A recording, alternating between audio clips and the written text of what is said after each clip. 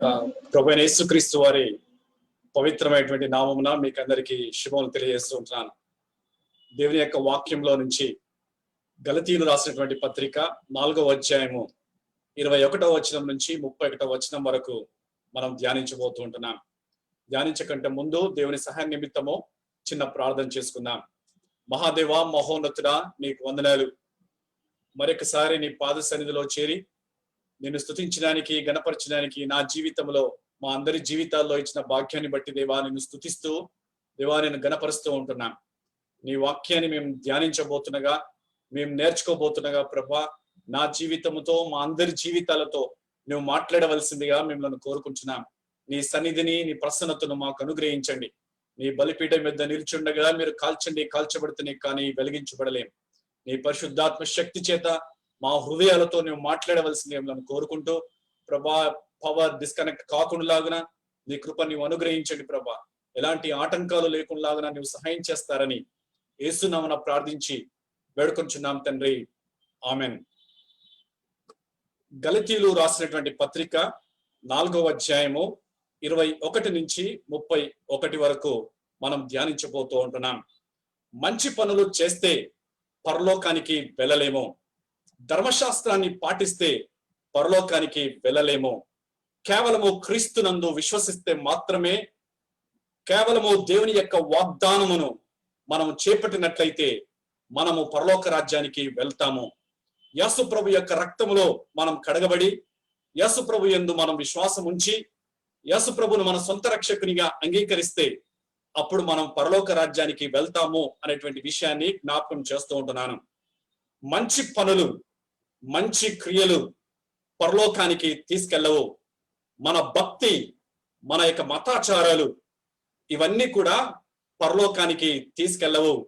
మన నీతి క్రియలు, మనము చట్టాన్ని పాటించడము, ఆ తర్వాత చట్టబద్ధంగా జీవించడము, ఇవన్నీ కూడా నిన్ను నన్ను పరలోక రాజ్యానికి తీసుకెళ్ళవు అనే విషయాన్ని జ్ఞాపకం చేస్తూ ఉంటున్నాను.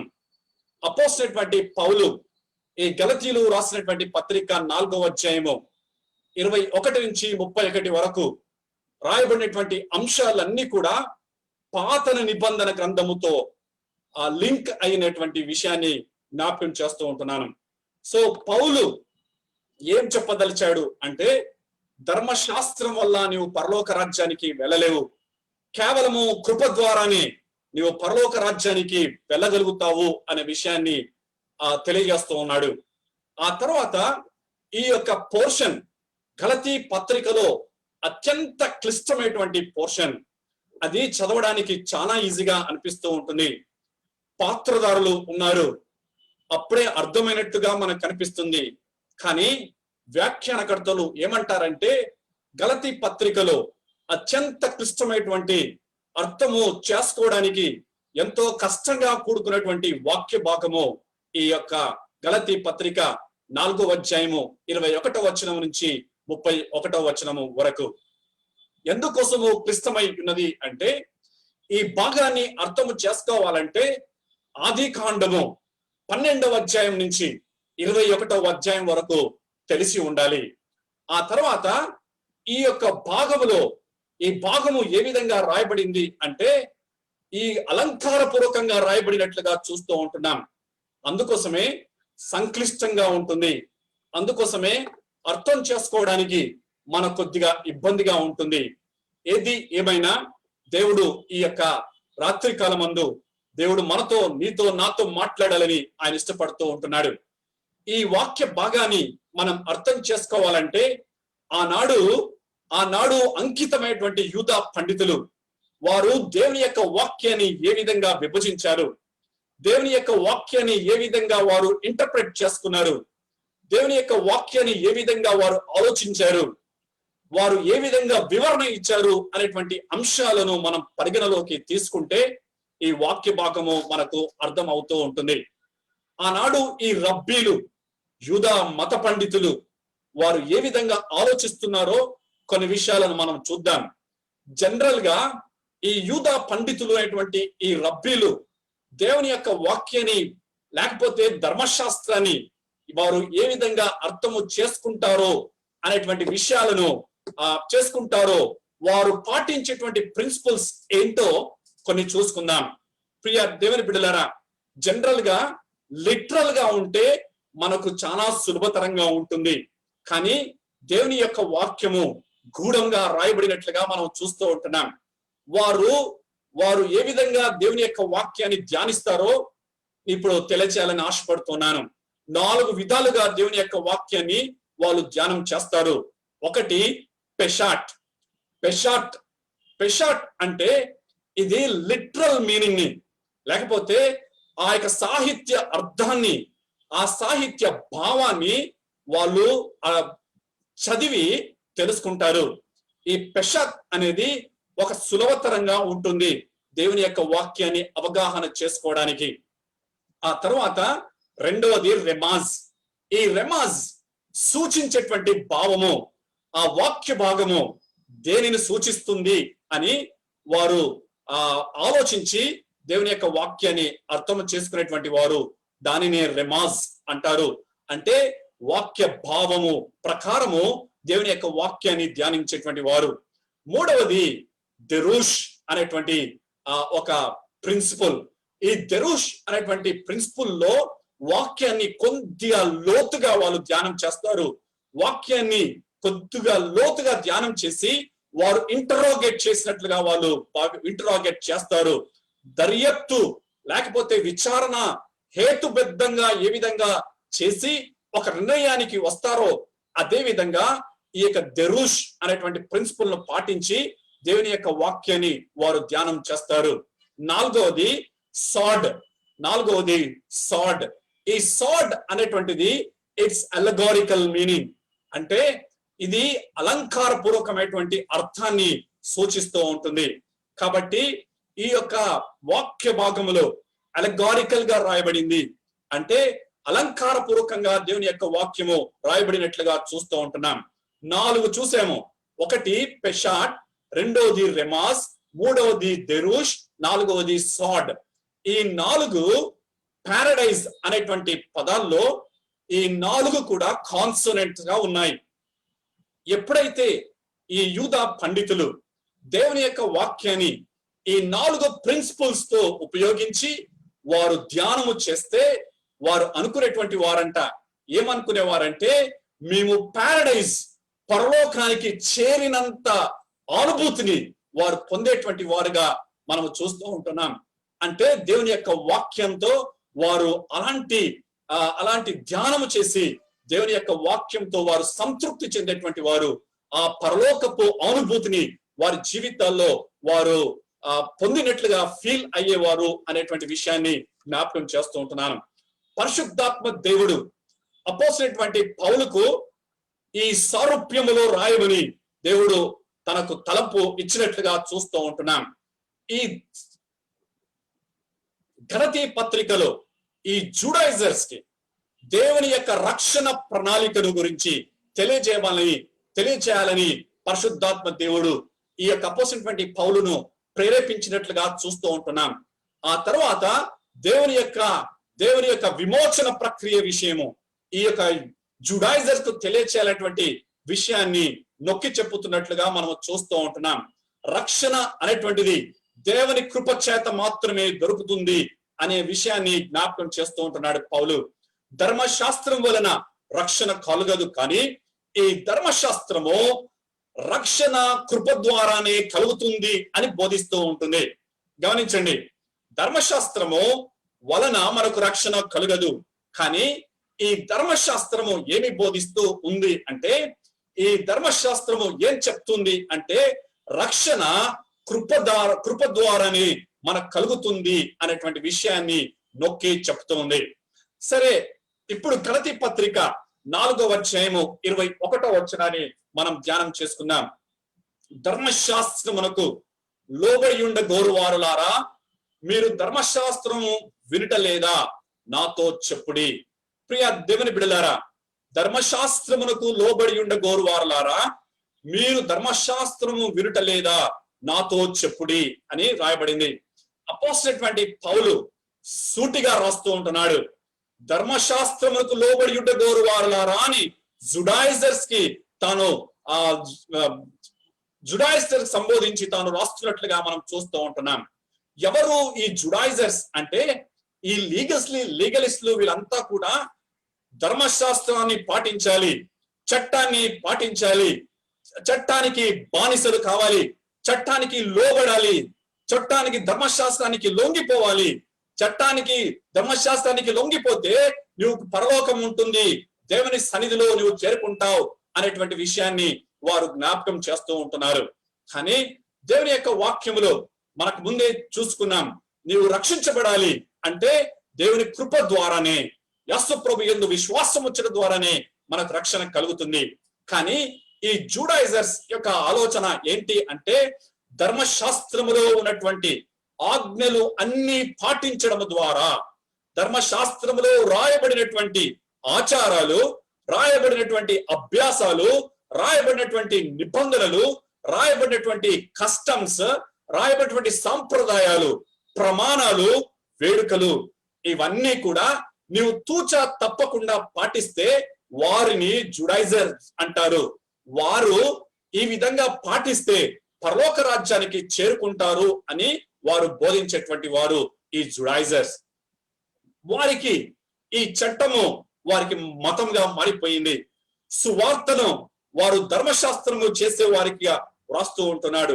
ప్రియ దేవుని బిడ్డలారా, ఈ యొక్క జుడాయిజర్స్ వల్ల ఈ గలతీ సంఘము అనేక సార్లు శోధించబడింది. గలతీలో ఉన్నటువంటి సంఘస్థులు వారు తమ విశ్వాసములో నుంచి తొలగిపోయేటువంటి స్టేజ్ లోకి వచ్చారు ఈ యొక్క జుడాయిజర్స్ వల్ల. ఎందుకు అంటే వారు తమ మతాన్ని, యూదా మతాన్ని వారు ప్రేరేపిస్తూ ఉంటున్నారు.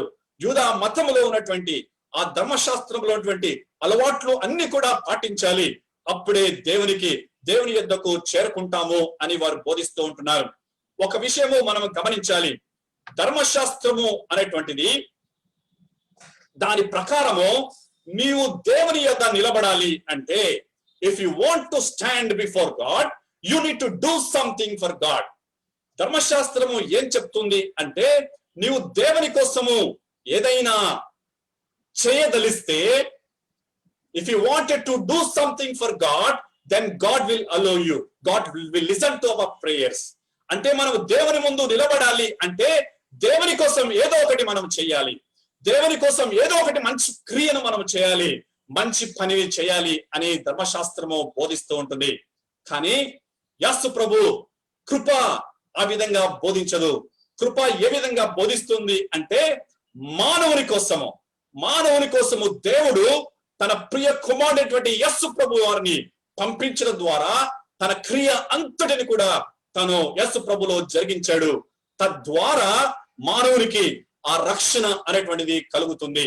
వెరాజ్ ధర్మశాస్త్రములో నీవు దేవునికి ఏదైనా మంచి చేయాలి, నీవు దేవుని మెప్పించాలంటే దేవుని ధర్మశాస్త్రాన్ని పాటించాలి, అప్పుడే దేవుని సన్నిధిలోకి మనము చేరుకుంటాము అనే విషయాన్ని జ్ఞాపకం చేస్తూ ఉంటున్నాను.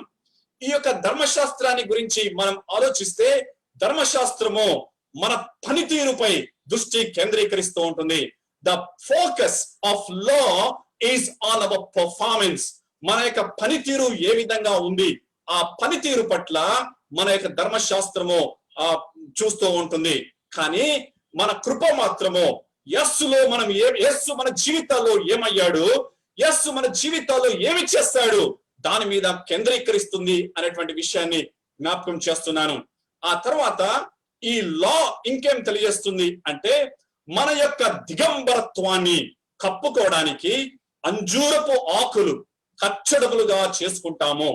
కానీ యేసు ప్రభువు తాను కలువలో శిలువలో మరణించడం ద్వారా మనము రక్షణ అనేటువంటి వస్త్రాన్ని ధరిస్తున్నాము అనే విషయాన్ని జ్ఞాపకం చేస్తూ ఉంటున్నాను. ఆ తర్వాత ఈ ధర్మశాస్త్రము నిన్ను నన్ను ఏం చేస్తుందంటే బానిసత్వంలోనికి నడిపిస్తుంది. యేసు ప్రభు యొక్క కృప లేకపోతే దేవుని కృప మనల్ని ఏం చేస్తుంది అంటే స్వతంత్రులుగా చేస్తూ ఉంటుంది. ధర్మశాస్త్రము కంటికి కన్ను అని బోధిస్తూ ఉంది, కానీ కృప నీ శత్రువులను ప్రేమించమంటోంది. ధర్మశాస్త్రము రాయి మీద రాయబడింది, కానీ ఈ కృప మన హృదయము అనేటువంటి పలకల మీద రాయబడింది. ఈ ధర్మశాస్త్రము ఈ పాపిని దేవుని నుంచి దూరం చేస్తుంది. గమనించండి, ధర్మశాస్త్రము పాపిని దేవుని నుంచి దూరం చేస్తూ ఉంటుంది, కానీ దేవుని కృప పరిశుద్ధుడైనటువంటి దేవుని దగ్గరకు తీసుకొని వస్తుంది, పరిశుద్ధుడైనటువంటి దేవుని దగ్గరకు తీసుకొని వస్తూ ఉంటుంది. కాబట్టి ప్రియ దేవుని బిడ్డలారా, ఈ యొక్క ధర్మశాస్త్రము కేవలము మనను నడిపించేదిగా ఉండాలి, మన ఒక ప్యాటర్న్ గా మన ముందు ఉండాలి తప్ప అది మన జీవితాల్లో ఆధిపత్యాన్ని చలాయించడానికి వీలు లేదు. ప్రియ దేవుని బిడ్డలారా, పౌలు ఒక బైబిల్ స్టడీ చేసినట్లుగా మనము చూస్తూ ఉంటున్నాం. తాను రాస్తూ ఉన్నాడు అనేక సార్లు తన యొక్క ఈ భాగంలో పాత నిబంధన గ్రంథంలో ఉన్నటువంటి సంఘటనలను, పాత నిబంధన ఉన్నటువంటి కథను తాను సాదృశ్యంగా తీసుకుని ధర్మశాస్త్రము కృపకు ఉన్నటువంటి డిఫరెన్సెస్ తెలియచేయాలని ఆయన ఇష్టపడుతూ ఉంటున్నాడు. ఈ జుడైజర్స్ మాటికి వాళ్ళు ధర్మశాస్త్రాన్ని ఎత్తు చూపుతూ ఉంటున్నారు, కానీ అదే పౌలు ఏం చేశాడంటే ఆ శాస్త్రంలో ఉన్నటువంటి ఆధారాలను తాను తీసుకొని తన వాదనను బలంగా వినిపించి మీరు చేసే వాదన తప్పు అని తాను నిరూపించాడు. ఈ జుడైజర్స్ యొక్క అస్థిరతను, జుడైజర్స్ యొక్క అశాస్త్రీయతను తాను బహిర్గతము చేసినట్లుగా మనము చూస్తూ ఉంటున్నాం. వారితో ఒక ఛాలెంజ్ వేస్తున్నాడు. ఏమనంటే, మీరు ధర్మశాస్త్రము అంటారు, మీరు ధర్మశాస్త్ర ప్రకారం ఉండాలనుకుంటున్నారా? అయితే ధర్మశాస్త్రము ఏం చెప్తుందో మనం చూద్దాం. ధర్మశాస్త్రము, నీవు ఏ ధర్మశాస్త్రానికి బానిసయ్యావో ఆ ధర్మశాస్త్రము నన్ను ఒక రోజు తీరుస్తుంది. ఆ తర్వాత అదే ధర్మశాస్త్రము నన్ను శిక్షిస్తుంది అనే విషయాన్ని జ్ఞాపకం చేస్తూ ఉంటున్నాను. కాబట్టి ఈ యొక్క అపోస్తలుడైనటువంటి పౌలు ఈ జుడైజర్స్ కి హెచ్చరిస్తూ మీరు ధర్మశాస్త్రాన్ని సరిగా అర్థము చేసుకోండి అనే విషయాన్ని తాను జ్ఞాపకం చేస్తూ ఉంటున్నాడు. ప్రియ దేవుని బిడ్డలారా, ఇక్కడ ఉన్నటువంటి భాగము 3 భాగాలుగా ఈ యొక్క ప్యాసేజీని మనం విభజించవచ్చు. ఒకటి 22వ వచనం నుంచి 23వ వచనముల వరకు చారిత్రాత్మకమైన నేపథ్యము. ఆ తర్వాత 24వ వచనం నుంచి 27వ వచనం వరకు ఉపమాన రీతిగా రాయబడింది. అలెగారికల్ ఆర్గ్యుమెంట్ మనం అక్కడ చూస్తూ ఉంటున్నాం. ఆ తర్వాత 28వ వచనం నుంచి 31వ వచనం వరకు వ్యక్తిగతంగా అన్వయం చేసుకునే విధంగా రాయబడింది. ద పర్సనల్ అప్లికేషన్ ని మనం చూడబోతూ ఉంటున్నాం. మొట్టమొదటిగా చారిత్రక నేపథ్యము 22వ వచనము 23వ వచనము ఈ విధంగా రాయబడింది. దాసి వలన ఒకడును, స్వతంత్రురాలి వలన ఒకడును, 2 కుమారులు అబ్రహామునకు కలిగిరని వ్రాయబడి ఉన్నది కదా. అయినను దాసి వలన పుట్టినవాడు శరీర ప్రకారము పుట్టెను, స్వతంత్రురాలి వలన పుట్టినవాడు వాగ్దానమును బట్టి పుట్టెను. ప్రియ దేవుని బిడ్డలారా, ఇది చదివితే మనకు చాలా ఈజీగా అర్థం అవుతుంది. దాసి వలన ఒకడు, దాసి ఎవరు? హాగరు. ఒకడు అంటే ఎవరు? దాసి ఈ హాగర్కు పుట్టినటువంటి ఇష్మాయేలు. స్వతంత్రురాలు ఎవరు? శారా. స్వతంత్రురాలు వలన పుట్టినవాడు ఒకడు అంటే ఇస్సాకు అనే అర్థము. అబ్రహామునకు 2 కుమారులు ఉన్నారు. ఎవరు ఆ 2 కుమారులు అంటే ఇష్మాయేలు, ఇస్సాకు అని అర్థము. ఆ తర్వాత ఈ విధంగా రాయబడింది. చూడ్డానికి చాలా సింపుల్ గా ఉంది, కానీ ఇది అనేకమైనటువంటి సత్యాలు అందులో దాగి ఉన్నట్లుగా మనం చూస్తూ ఉంటున్నాం. చారిత్రక నేపథ్యము కాబట్టి ఏంటి చరిత్రలో ఏమి తెలియచేస్తూ ఉంటుంది, ఏ విషయాలను తీసుకురావాలని పౌలు ఆకాంక్షిస్తున్నాడు అనే విషయాన్ని మనం చూద్దాం. ఆదికాండము 12వ అధ్యాయం నుంచి 21వ వచనం వరకు వివరించబడినటువంటి సంఘటనలు ఈ యొక్క వచనాల్లో రాశాడు అపోస్తలుడైనటువంటి పౌలు. ఆ సంఘటనలన్నీ కూడా ధ్యానించడం కంటే అందులో కొన్ని భావాలను నేను జ్ఞాపకం చేస్తాను. అపోస్తలుడైనటువంటి పౌలు అబ్రహాం యొక్క జీవిత చరిత్రను తాను రాస్తూ ఉంటున్నాడు, జ్ఞాపకం చేస్తున్నాడు. ఆదికాండము 12వ అధ్యాయంలో ఆ దేవుడు అబ్రహాముతో నిబంధనను చేసుకుంటాడు. అందుకోసమే ఈ యొక్క మొదటి వచనంలో యెహోవా నీవు లేచి నీ దేశము నుండి, నీ బంధువుల యొద్ద నుండి, నీ తండ్రి ఇంటి నుండి బయలుదేరి నేను నీకు చూపించు దేశమునకు వెళ్ళుము. ఇక్కడ అబ్రహాము వయస్సు 75 సంవత్సరాలు అనే విషయము రాయబడింది. ఆ 75 సంవత్సరములప్పుడు దేవుడు అబ్రహాముతో నిబంధన చేసుకొని నేను చూపించే దేశానికి నీవు వెళ్ళాలి అని అబ్రహాముతో దేవుడు చెప్పాడు. ఆ తర్వాత తన కుటుంబము తన పరివారముతో అబ్రహాము తన ఊర్ అనేటువంటి కల్దీయుల దేశము నుండి కనాను దేశానికి తాను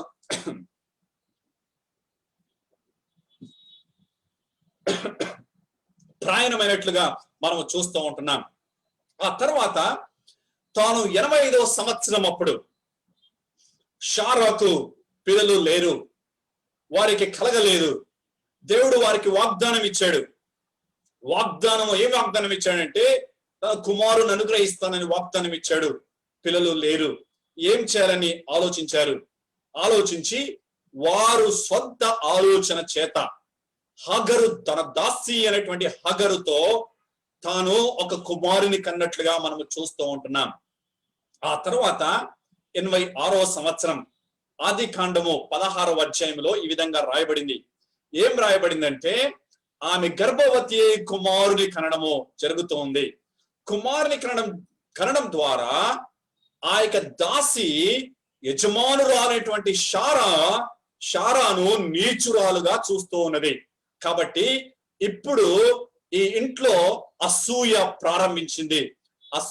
ప్రారంభమైంది. షారా అసూయ పడుతూ ఉంటుంది. ఆ తర్వాత ఇంట్లో పరిస్థితులు బాగా లేవు. హాగరుని పాపం ఆ పరిస్థితులు చూసి హాగరు తన కుమారుని చేత పట్టుకొని పారిపోతుంది. దేవుడు ఇంటర్వ్యూ చేశాడు. దేవుడు వచ్చి తిరిగి హాగరును ఆ తర్వాత ఆమె కుమారుని ఇద్దరును తీసుకొని వస్తారు. అది 86వ సంవత్సరంలో జరిగినటువంటి సంఘటన. ఆ తర్వాత 99వ సంవత్సరంలో దేవుడు అబ్రహాముకు ఈ యొక్క ఆది కాండము 17-18 వచనములో దేవుడు ఒక వాగ్దానం ఇస్తున్నాడు. నీ భార్య అయిన షారా నిశ్చయముగా నీకు కుమారుని కనును, నీవు అతనికి ఇస్సాకు అని పేరు పెట్టుదువు అని వాగ్దానము చేశాడు. కుమారుని కంటావు అనేటువంటి వాగ్దానము చేశాడు. ఆ తర్వాత 21వ అధ్యాయము అబ్రహాము 100 సంవత్సరాలు ఉన్నాడు, షారా 90 సంవత్సరాలు. అప్పుడు వారికి కుమారుడు కలిగినట్లుగా మనము చూస్తూ ఉంటున్నాం. ఇస్సాకు, ఆ కుమారునికి ఇస్సాకు అని పేరు పెట్టారు. ఆ ఇంట్లో 14 సంవత్సరాలుగా ఇష్మాయిలు ఉంటున్నాడు. ఇప్పుడు ఇంకో కుమారుడు వచ్చాడు, ఇస్సాకు వచ్చాడు. ఇంట్లో కొత్త సమస్య ఏర్పడింది. మొదటిదేమో పరిస్థితులు బాగా లేవు. అప్పుడు దాసి షారా మధ్య హగరు మధ్య అసూయ మొదలైంది. ఇప్పుడు ఇస్సాకు ఇష్మాయిలు మధ్య జరగబోయేటువంటి భవిష్యత్తులో ఏమి జరుగుతుందో ఈ పరిస్థితి మనకు అర్థమవుతూ ఉంటుంది, మనం చూడబోతూ ఉంటున్నాం. ఆ తర్వాత 103 సంవత్సరాలు అప్పుడు ఏం చేస్తాడంటే ఇస్సాకు జన్మించాడు. 103వ సంవత్సరం అప్పుడు ఆది కాండము 21వ అధ్యాయము 9వ వచనము, ఇస్సాకు పాలు విడిచిన దినమందు అబ్రహాము గొప్ప విందు చేసెను. అప్పుడు అబ్రహామునకు ఐగుప్తురాలైన హాగరు కనిన కుమారుడు పరిహరించుట షారా చూచి. సో ఇక్కడ ఏం జరుగుతుంది అంటే ఎగతాళి చేస్తూ ఉంటున్నాడు.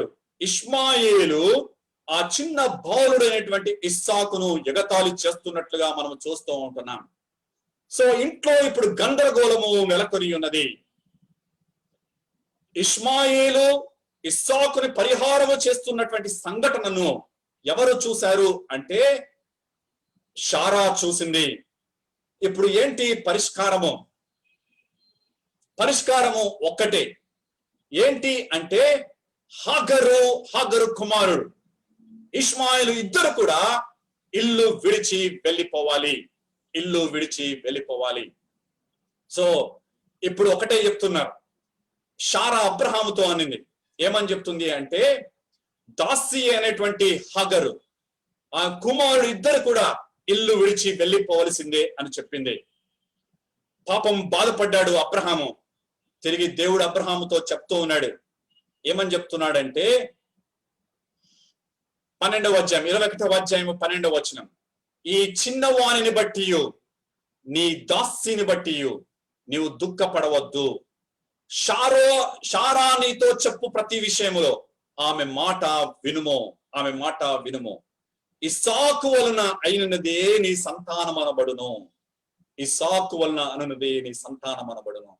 సో అబ్రహాం ఏం చేశాడు అంటే ఆహారమును నీలతిత్తిని హాగరుకు ఇచ్చాడు. వారిని ఇచ్చి బయటికి పంపించినట్లుగా మనం చూస్తూ ఉంటున్నాం. ఇదంతా కూడా అబ్రహాము, షారా, హాగరు, ఇష్మాయిలు, ఇస్సాకు ఈ సంఘటనను మనం చూస్తూ ఉంటే ఒక కుటుంబ సమస్యగా నీకు నాకు కనిపించవచ్చు. ఒక కుటుంబ సమస్యగా మనకు కనిపిస్తూ ఉంది.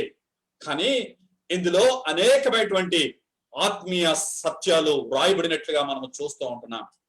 ఈ జుడాయిజర్స్ ఎప్పుడు కూడా అబ్రహాముని ఉన్నతంగా చూస్తారు. అబ్రహామును మాకు తండ్రి అని సంబోధిస్తారు. అబ్రహాము మా మతాన్ని స్థాపించాడు అని అంటారు. అబ్రహాము మేమంతా కూడా అబ్రహాము సంతానము అని వారు బాగా గర్వపడతారు. కానీ వారికి ఒక్కటి తెలియదు. ఏంటి అంటే అబ్రహాములకు 2 కుమారులు ఉన్నారు అనే విషయము వారు మర్చిపోతూ ఉంటున్నారు. పౌలు జ్ఞాపకం చేస్తూ ఉంటున్నాడు. మీరు మీ తండ్రి అయినటువంటి అబ్రహామును వెంబడించేవారు కాబట్టి మీ తండ్రి అయినటువంటి అబ్రహాముకు 2 కుమారులు ఉన్నారు అనేటువంటి విషయాన్ని మనం అక్కడ చూస్తూ ఉంటున్నాం. దేవుని యొక్క వాక్యములో ఆది కాండములో మానవుడు పడిపోయినప్పుడు కొన్ని వందల సంవత్సరాల తర్వాత అబ్రహాము ద్వారా దేవుడు తన చిత్తాన్ని నెరవేరుస్తూ ఉంటున్నాడు. అబ్రహాముకు ఒక గొప్ప వాగ్దానము చేస్తూ ఉంటున్నాడు. అబ్రహాముతో ఒక నిబంధన తాను చేసుకుంటున్నాడు. అబ్రహాముతో ఒక నిబంధన తాను చేసుకున్నట్లుగా మనం చూస్తూ ఉంటున్నాం. ఆ తర్వాత యోహాను సువార్త బాప్తిసం ఇచ్చే యోహాను కూడా తండ్రి అయినటువంటి అబ్రహాము గురించి ఈ విధంగా రాస్తాడు. మత్తయి సువార్త 3వ అధ్యాయం 9వ వచనంలో అబ్రహాము మాకు తండ్రి అని మీరు చెప్పుకొన తలంచవద్దు. దేవుడు ఈ రాళ్ళను వలన అబ్రహాములకు పిల్లలను పుట్టింపగలడని మీతో చెప్పుచున్నాను. వాళ్ళైతే గర్వపడుతున్నారు. జుడాయిజర్స్ అబ్రహామును చూసి గర్వపడుతున్నారు. కానీ ఇంకోటి యేసు ప్రభు కూడా మా తండ్రి అబ్రహాము అనిరి. ఆ తర్వాత ఇంకో మాట అంటాడు యేసు ప్రభు వారు 39వ వచనంలో, మీరు అబ్రహాము పిల్లలైతే అబ్రహాము చేసినటువంటి క్రియలు చేతురు. కానీ వారి జీవితాల్లో అబ్రహాము క్రియలు ఒక్కటి కూడా లేదు అనే విషయాన్ని జ్ఞాపకం చేస్తున్నాడు యేసు ప్రభు వారు. యేసు ప్రభు వారు యోహాను సువార్త 8వ అధ్యాయం 44వ వచనంలో మీరు మీ తండ్రి యొక్క అపవాది సంబంధులు అంటున్నారు. మీరు మీ తండ్రి యొక్క అపవాది సంబంధులు. ప్రియా దేవుని బిడ్డలారా, మీరు అబ్రహాము సంతానమైనంత మాత్రాన మీరు రక్షించబడరు అనే విషయాన్ని దేవుడు జ్ఞాపకం చేస్తూ ఉంటున్నాడు. సో దేవుడు వారి యొక్క వాదాన్ని అప్పచ్చినటువంటి పౌలు బాప్తిసం ఇచ్చేటువంటి యోహాను మాటల ద్వారా రూఢీపరుస్తూ ఉంటున్నాడు. యేసు ప్రభు యొక్క మాటల ద్వారా అది కూడా ఫైనలైజ్ చేస్తూ ఉంటున్నాడు. ఫైనలైజ్ చేస్తూ మీరు గర్వపడనక్కర్లేదు. యేసు ప్రభు సంబోధించినటువంటి మాట ఏంటి అంటే మీ తండ్రి యొక్క అపవాది సంబంధులు. మీ తండ్రి ఎవరు? అపవాది. మీరు అబ్రహాము సంతానమైతే అబ్రహాము చేసేటువంటి క్రియలు మీరు చేయాలి. కానీ మీరు అబ్రహాము చేసేటువంటి క్రియలు మీరు చేయడం లేదు అనే విషయాన్ని జ్ఞాపకం చేస్తూ ఉంటున్నాడు. మీరు అబ్రహాముకు నిజమైనటువంటి వారసులు శరీర సంబంధులు కాదు. అబ్రహాముకు నిజమైనటువంటి వారసులు ఎవరు అంటే ఆత్మ సంబంధమైనటువంటి వారు. ఎవరైతే అబ్రహాము దేనిని యందు విశ్వాసం ఉంచాడో దాని యందు విశ్వాసం ఉంచేటువంటి వారు ఆయన కుమారులు. అబ్రహాము శారీరకమైనటువంటి సంబంధముతో జన్మించినటువంటి వారసులు కాదు అనేటువంటి విషయాన్ని దేవుడు అప్పచ్చినటువంటి పౌలు జ్ఞాపకం చేస్తూ ఉంటున్నాడు. ఆ తర్వాత ఈ యొక్క అబ్రహాము దేనికి లోబడ్డాడో దానికి మీరు లోబడాలి అని అపోసినటువంటి పౌలు వారిని హెచ్చరిస్తున్నట్లుగా మేము చూస్తూ ఉంటున్నాం. కాబట్టి ప్రియ దేవుని బిడ్డలారా, గలతీ పత్రిక 3వ అధ్యాయం 29వ వచనంలో మీరు క్రీస్తు సంబంధులైతే ఆ పక్షమందు అబ్రహాము యొక్క సంతానమై ఉండి వాగ్దానం ప్రకారము వారసులై ఉన్నారు. వాగ్దానం ప్రకారము వారసులై ఉన్నారు. కాబట్టి 22వ వచనములో దాసి వలన ఒకడు, స్వతంత్రురాలి వలన ఒకడు అని వ్రాయబడింది. దాసి వలన, దాసి ఎవరు అంటే హగరు, వలన ఒకడు ఎవరు అంటే ఇష్మాయేలు, ఇష్మాయేలు అనే విషయం రాయబడింది. దాసి వలన పుట్టినవాడు. ప్రియ దేవుని బిడ్డలారా, ఏ విధంగా జరిగింది అంటే శారా గర్భము దాల్చలేకపోయింది. అందుకోసమే ఇక్కడ సరోగేటివ్ మదర్ గా ఈ యొక్క హగరు ఉన్నట్లుగా మనము చూస్తూ ఉంటున్నాం. ఈ యొక్క హగరు శరీర ప్రకారము జన్మనిచ్చింది. ఈ హగరు అవిశ్వాసం వలన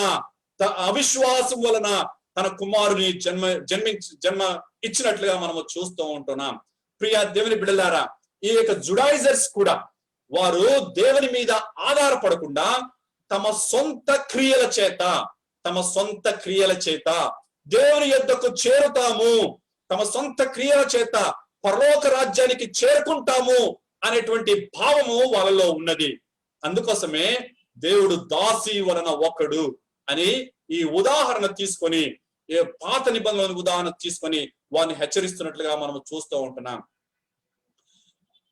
యొక్క దాసి వలన పుట్టినటువంటి వాడు శరీరరీతిగా పుట్టినటువంటి వాడు, మనుషుల ప్రయత్నాల వల్ల జన్మించినటువంటి వాడు, మనుషుల క్రియల వల్ల జన్మించినటువంటి వాడు. కాబట్టి నీవు నేను మంచి క్రియలు చేసిన, నీతి క్రియలు చేసిన, మనము మన యొక్క ధర్మశాస్త్రంలో ఉన్నటువంటి ఆచారాలన్నీ పాటించిన పరలోక రాజ్యానికి చేరలేరు అని జుడాయిజర్స్ కి డైరెక్ట్ గా హెచ్చరిస్తున్నట్లుగా మనము చూస్తూ ఉంటున్నాం. కాబట్టి ప్రియమైనటువంటి దేవుని బిడ్డలారా, ఈ యొక్క లీగలిస్టులు కానీ, ఈ యొక్క జుడాయిజర్స్ కానీ వారు అనుకోవచ్చు మేము మంచిగా జీవిస్తున్నామని. వారు ఎంత మంచిగా జీవిస్తా ఉన్నాము అని వారు అనుకుంటే వారి జీవితాలు అంత హేయంగా మారిపోతూ ఉంటున్నాయి, అంత హేయంగా మారిపోతూ ఉంటున్నాయి. వారు వారి యొక్క మంచి పనులను, వారి యొక్క నీతి క్రియలను నమ్ముకుంటే వారు జీవితాలు పాడైపోతాయని వారు తృణీకరించబడతారు. వారు కూడా పరిస్థితుల్లో వారు భాగస్థులుగా మారిపోతారు అని దేవుడు అపోస్తలుడైనటువంటి పౌలు వారిని హెచ్చరిస్తూ ఉంటున్నాడు. ఈ యొక్క ఇష్మాయేలు ప్రకృతి క్రమము చొప్పున జన్మించాడు, ప్రకృతి క్రియ ద్వారా తాను జన్మించాడు. ఈ యొక్క ఇష్మాయేలు దాసి వలన జన్మించాడు. ఈ యొక్క ఇష్మాయేలు ఒక పని ద్వారా, ఒక ప్రయత్నం ద్వారా, శారా సంకల్పం ద్వారా జన్మించాడు అనే విషయాన్ని జ్ఞాపకం చేస్తూ ఉంటున్నాను. శారీరకమైనటువంటి ప్రేరణ ద్వారా తాను జన్మించాడు, మానవుని యొక్క కోరికల ద్వారా తాను జన్మించాడు, మానవుని యొక్క ప్రోద్బలం ద్వారా ఇష్మాయేలు జన్మించాడు, మానవుని యొక్క ఆకర్షణ ద్వారా ఈ యొక్క ఇష్మాయేలు తాను జన్మించినట్లుగా మనము చూస్తూ ఉంటున్నాం. వేరాజ్ ఇస్సాకు ఏ విధంగా జన్మించాడంటే స్వతంత్రురాలు వలన జన్మించాడు. స్వతంత్రురాలు ఎవరు అంటే శారా, స్వతంత్రురాలు వల్ల జన్మించాడు. అంటే దేవుని యొక్క వాగ్దానమును బట్టి తాను జన్మించాడు. ఆయన అద్భుతంగా జన్మించాడు, ఆయన ఆశ్చర్యరీతిగా తాను జన్మించాడు. వారి యొక్క తండ్రి 100 సంవత్సరాలప్పుడు, వారి యొక్క తల్లి 90 సంవత్సరాలప్పుడు గర్భము దాల్చినట్లుగా మనము చూస్తూ ఉంటున్నాం. ఇక్కడ దేవుని ఫలం వలన తాను జన్మించాడు. వెరాజ్ ఇష్మాయేలు మానవుని ప్రయత్నం వల్ల తాను జన్మించాడు. ఆ తర్వాత ఈ యొక్క ఇస్సాకు వాగ్దాన పుత్రుడుగా దేవుని యొక్క వాక్యములో మనం చూస్తూ ఉంటున్నాం.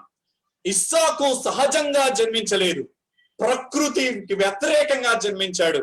అందుకోసమే ప్రకృతికి వ్యతిరేకంగా అంటే 100 సంవత్సరాలప్పుడు జన్మించడము కష్టము. ఆమె 90 సంవత్సరాలప్పుడు సహజంగా జన్మించడం కష్టము. అందుకోసమే హెబ్రీ పత్రిక 11వ అధ్యాయంలో 11వ వచనంలో ఈ విధంగా రాయబడింది, విశ్వాసమును బట్టి శారాయి వాగ్దానము చేసిన వాడు నమ్మదగిన వాడని ఎంచుకొనెను కనుక తాను వయస్సు గతించినదైనను, వయస్సు గతించిపోయింది, గర్భము ధరించుటకు తాను శక్తి పొందింది. అందుకోసమే ఇది ఆశ్చర్యకరంగా తాను జన్మించినట్లుగా ఇస్సాకు జన్మించినట్లుగా మనము చూస్తూ ఉంటున్నాం. ఇష్మాయేలు స్వంత క్రియల ద్వారా శారీరక క్రియలకు సాదృశ్యంగా ఉంటున్నాడు. ఇష్మాయేలు స్వాభావికంగా బానిసకు గుర్తు. ఈ ఇష్మాయేలు కూడా రక్షించబడాలి, ఈ యొక్క మానవ ప్రయత్నాలు పరలోక రాజ్యానికి చేరలేవు. పాపపు దాస్యములోంచి విడిపించబడాలి. మన స్వంత పనులు, మంచి పనులు వలన మనము రక్షణ పొందలేము అనేటువంటి విషయము జ్ఞాపకం చేస్తూ ఉంటున్నాను. కాబట్టి దేవుని యొక్క కృప, దేవుని యొక్క వాగ్దానము ద్వారానే మనకు రక్షణ కలుగుతుంది అనే విషయాన్ని జ్ఞాపకం చేస్తూ ఉంటున్నాను. ఆ తర్వాత ఈ ధర్మశాస్త్రము, కృప రెండు కూడా సహజీవనము చేయలేవు. ఈ రెండు కూడా విరుద్ధ స్వభావం కలవి అనే విషయాన్ని జ్ఞాపకం చేస్తూ ఉంటున్నాను. ఆ తర్వాత ఈనాడు ఈ యొక్క జుడైజర్స్ ఏం చేస్తున్నారు అంటే, ఈ జుడైజర్స్ లీగలిస్ట్ ఇప్పుడు కూడా, అంటే ఆనాడు గలతీ సంఘంలో మీరు పరలోక రాజ్యానికి చేరాలంటే ఏం చేయాలంటే ధర్మశాస్త్రములో ఉన్నటువంటి నియమ నిబంధనలు పాటించాలి. తిరిగి వారిని దాస్యంలోనికి వారిని నడిపిస్తున్నట్లుగా మనం చూస్తూ ఉంటున్నాం. కానీ వారికి ఖారాఖండితంగా చెప్పాడు, మీరు శరీరానుసారులు కానీ మీరు ఆత్మానుసారులుగా మీరు జీవించాలి. అంటే అబ్రహాముకు ఆత్మీయ వారసులుగా మీరు జీవించాలని పౌలు చెప్తున్నట్లుగా మనం చూస్తూ ఉంటున్నాం. ప్రియ దేవుని బిడ్డలారా, ఈ యొక్క పౌలు పాత నిబంధన గ్రంథాన్ని ఈ ప్యాసేజ్ లో 3 సార్లు తాను కోట్ చేస్తూ ఉంటున్నాడు. 1 22వ వచనంలో, 2 కుమారులు అబ్రహామునకు కలిగిరని వ్రాయబడి ఉన్నది కదా. 27వ వచనంలో, కనని గొడ్రాలు సంతోషించుము, ప్రసవ వేద పడిన దానా బిగ్గరగా కేకలు వేయము అని ఆ వచనము రాయబడింది. ఆ తర్వాత 30వ వచనంలో, ఇందును గురించిన లేఖము ఏమి చెప్పుచున్నది. 3 సార్లు తాను పాత నిబంధనల గ్రంథాన్ని తాను కోట్ చేస్తున్నట్లుగా మనం చూస్తూ ఉంటున్నాం. ఈ యొక్క ఇష్మాయేలు శరీర కార్యాలకు సాదృశ్యంగా ఉంటున్నాడు. ఇష్మాయేలు స్వనీతికి సాదృశ్యంగా ఉంటున్నాడు. దేవుని కంటే ముందే పరిగెత్తారు వారు. దేవుని కంటే సొంతగా తన పనులు చేసుకుంటూ ముందుకు వెళ్ళారు. ఏ విధంగా అంటే, దేవుడు నిర్ణయించాడు, వాగ్దానం చేశాడు అబ్రహాముకు, శారాకు, మీకు వాగ్దాన పుత్రుని ఇవ్వబోతున్నాను అని. కానీ ఈ యొక్క శారా ఏం చేసిందంటే, దేవుని కంటే ముందుగా పరిగెత్తి లేట్ అవుతుంది అని తాను గ్రహించి తన యొక్క భర్తతో చెప్పేసింది, అబ్రహాముతో చెప్పింది, నీవు దాసీని వివాహము చేసుకొని ఆమె ద్వారా నీవు కుమారుని కను అని ఆమె చెప్పి ఉండవచ్చు. కాబట్టి ప్రియ దేవుని బిడ్డలారా, ఆమె దేవుని కంటే ముందే పరిగెత్తింది. దేవుని కంటే ముందే తన సొంత పనులను ఆమె చేసినట్లుగా మనం చూస్తూ ఉంటున్నాం. ఇది ప్రాచీనమైనటువంటి పాప స్వభావానికి సాదృశ్యంగా ఉంటుంది. నిజంగా ఈ యొక్క శరీరము మనల్ని ఏం చేస్తుందంటే పాపం చేయడానికి ప్రేరేపిస్తుంది. పాపము చేయడానికి మనల్ని ఉత్సాహపరుస్తున్నట్లుగా మనం చూస్తూ ఉంటున్నాం.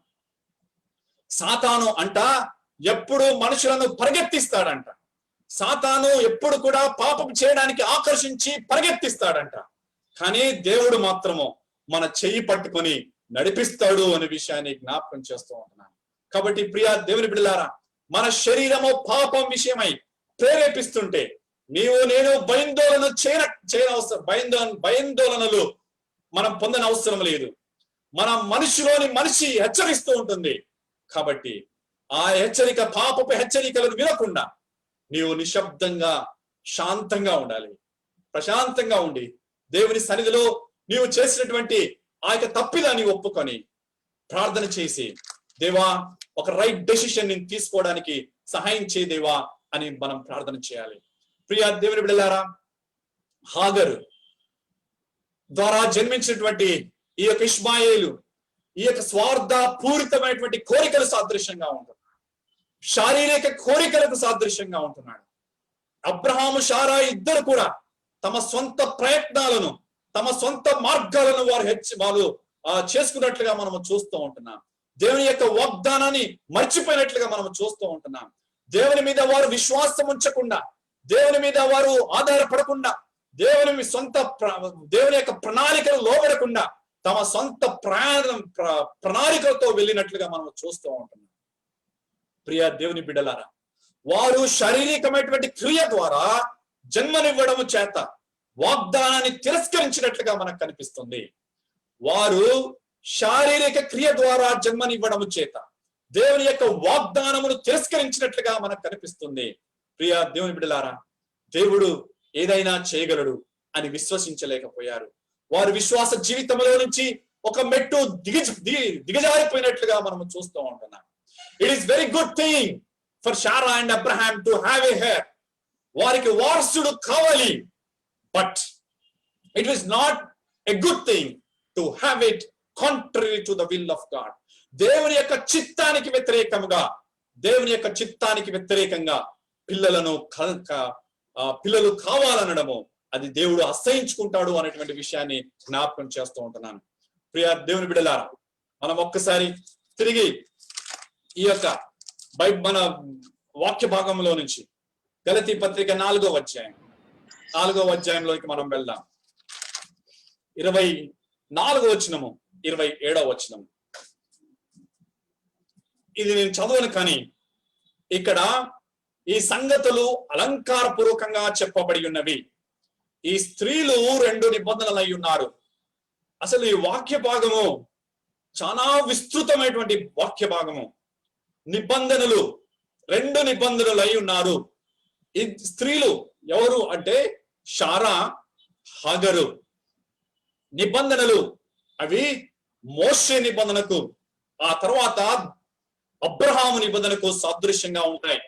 ఏంటి ఈ నిబంధన అని అంటే, ఈ నిబంధన అనేటువంటిది ఇద్దరు మధ్య జరిగేటువంటి ఒప్పందము. నిబంధన అనేటువంటిది ఒడంబడిక, ఇద్దరు సమూహాల మధ్య జరిగేటువంటి ఒక ఒప్పందము. గ్రీక్ పదములో డయా అంటే 2 అని అర్థము, డయా అంటే 2 అని అర్థము.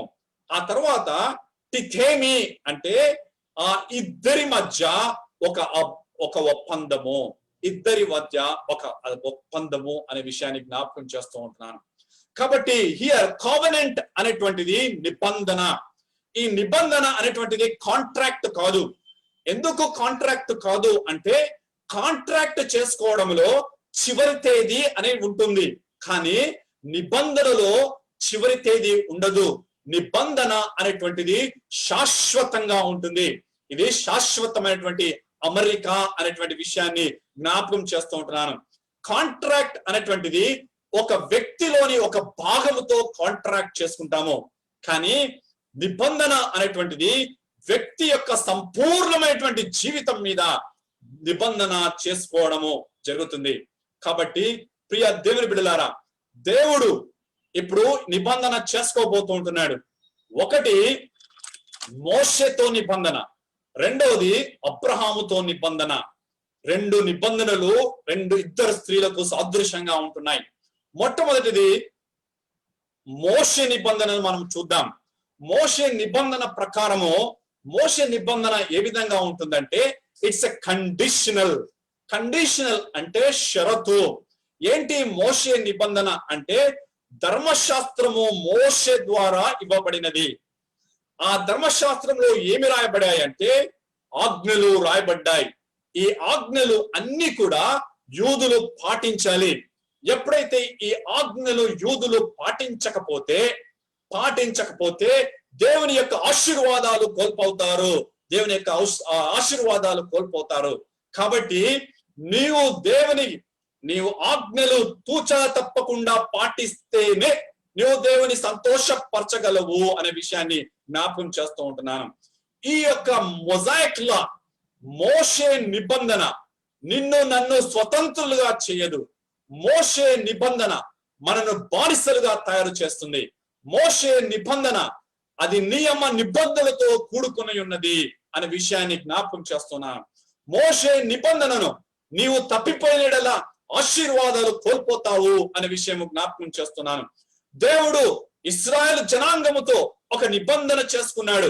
నిర్గమకాండము 19వ అధ్యాయంలో రాయబడింది. ఏమని రాయబడిందంటే, వాళ్ళు అడిగారు 19వ వచనం, నేను చదువుతాను. 19వ అధ్యాయం 5వ వచనం.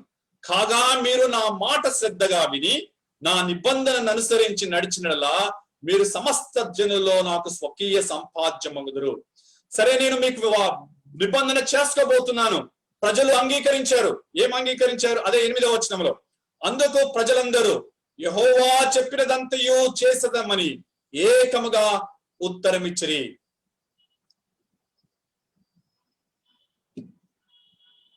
దేవుడు ఈ ధర్మశాస్త్రాన్ని యూదులు పాటించాలనేటువంటి అభిలాష దేవునికి ఉన్నది. ఆ అభిలాషను మేము తీరుస్తాము, మేము కూడా తూచ తప్పకుండా పాటిస్తామని యూదులు కూడా చెప్పారు. కానీ ఏమైందంటే ఆ తర్వాత నీవు ఆ ధర్మశాస్త్రాన్ని పాటించకపోతే దేవుడు ఏం చేస్తాడంటే నేను శిక్షిస్తాను అని అంటాడు. అందుకోసమే ద్వితీయోపదేశ కాండం 28వ అధ్యాయంలో అక్కడ ఆశీర్వాదాలు శాపాల గురించి రాయబడ్డాయి. ఆశీర్వాదాల గురించి రాయబడ్డాయి. నిజంగా దేవుడు ఈ యొక్క యూదుల పట్ల ఒక ప్రత్యేకమైనటువంటి ఉద్దేశం కలిగి ఉంటున్నాడు. చీకటి ప్రపంచంలో ఇశ్రాయేలీయులను దేవుడు ఒక వెలుగుగా ఉండాలని దేవుడు కోరుకున్నాడు. దేవుడు అందుకోసమే అంటున్నాడు, వారు నాకు స్వకీయ సంపాద్యమగుదురు అని అంటున్నాడు. యాజక రూపకమైనటువంటి రాజ్యముగా నేను వారిని చేస్తానంటున్నాడు. పరిశుద్ధమైనటువంటి జనముగానే చేస్తానంటున్నాడు. నీ శత్రువులకు శత్రువుగాను, నీ విరోధకులకు నేను విరోధంగా ఉంటాను అని అంటున్నాడు. కనికరము దయ క్షమించేటువంటి దేవుడుగా నేను ఉంటాను అని అంటున్నాడు. కానీ ఏం చేశారంటే దేవుడు ఇచ్చినటువంటి నిబంధనను వారు పాటించలేకపోయారు. దేవుని యొక్క ఉగ్రతకు పాత్రులయ్యారు. ఈ ధర్మశాస్త్రము ఏం తెలియజేసిందంటే పాపాన్ని బయలుపరిచింది. It has revealed what sin is. ధర్మశాస్త్రము పాపం అంటే ఏంటో అని చూపించింది. ఈ ధర్మశాస్త్రము రక్షకుని యొక్క అవసరతను తెలియజేస్తూ ఉంటుంది. ఈ ధర్మశాస్త్రము ప్రియ దేవుని బిడ్డలారా, ఈ యొక్క ధర్మశాస్త్రాన్ని ఎంతగానో ఈ లీగలైజర్స్ తర్వాత ఈ యొక్క జుడాయిజర్స్ వాళ్ళు మేము తూచా తప్పకుండా పాటిస్తున్నామని గర్విస్తూ ఉంటున్నారు. కానీ ఈ ధర్మశాస్త్రాన్ని వారు పాటించలేకపోయారు. They failed in fulfilling the covenant of Moses. మోషే యొక్క ధర్మశాస్త్రాన్ని పాటించలేకపోయారు. కాబట్టి ప్రియ దేవుని బిడ్డలారా, ఈ ధర్మశాస్త్రము పాపాన్ని క్షమించలేదు. ధర్మశాస్త్రము ప్రజలను రక్షించలేదు. ఈ ధర్మశాస్త్రము లోపభూయిష్టమైనదా కాదు. కానీ జరిగినది ఏంటి అంటే ఆ ధర్మశాస్త్రాన్ని పాటించకపోవడంలో మనలో లోపం ఉంది అనే విషయాన్ని జ్ఞాపకం చేస్తున్నాడు.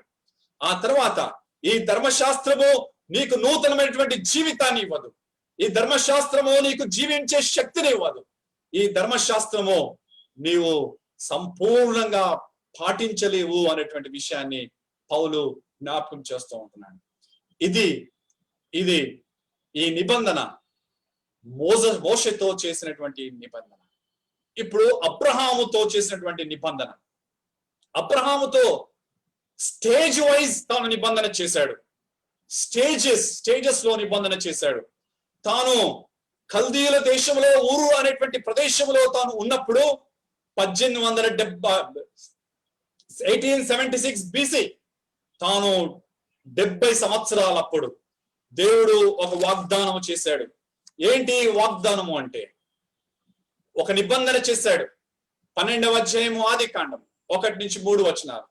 యెహోవా నీవు లేచి నీ దేశము నుండి, నీ బంధువుల యుద్ధ నుండి, నీ తండ్రి ఇంట నుండి బయలుదేరి నేను నీకు చూపించు దేశములకు వెళ్ళుము. నిన్ను గొప్ప జనముగా చేసి నిన్ను ఆశీర్వదించి నీ నామమును గొప్ప చేయుదును. నీవు ఆశీర్వాదంగా ఉందువు. నిన్ను ఆశీర్వదించువా అని ఆశీర్వదించదను, నిన్ను దూషించువా అని శపించదను. భూమి యొక్క సమస్త వంశములలో నీ యందు ఆశీర్వదింపబడునని అబ్రహాముతో అనగా, అబ్రహాము నిబంధన షరతు లేని నిబంధన. అబ్రహామును బాగా ఎరిగినటువంటి వాడు దేవుడు. అబ్రహాము యొక్క భవిష్యత్తులో ఏ విధంగా ఉంటాడో బాగా తెలుసుకున్నటువంటి దేవుడు. విశ్వాసులకు తండ్రిగా తాను ఉంటున్నాడు. అబ్రహాము గురించినటువంటి సంపూర్ణంగా తెలిసినటువంటి దేవుడు. అబ్రహాము కూడా దేవుని సంపూర్ణంగా తెలుసుకొని దేవునికి లోబడినటువంటి వ్యక్తి. అమ్మా, దేవుడు అబ్రహాముతో నిబంధన చేసుకున్నాడు. ఏం నిబంధన అంటే 12వ అధ్యాయంలో మనం చూసాము.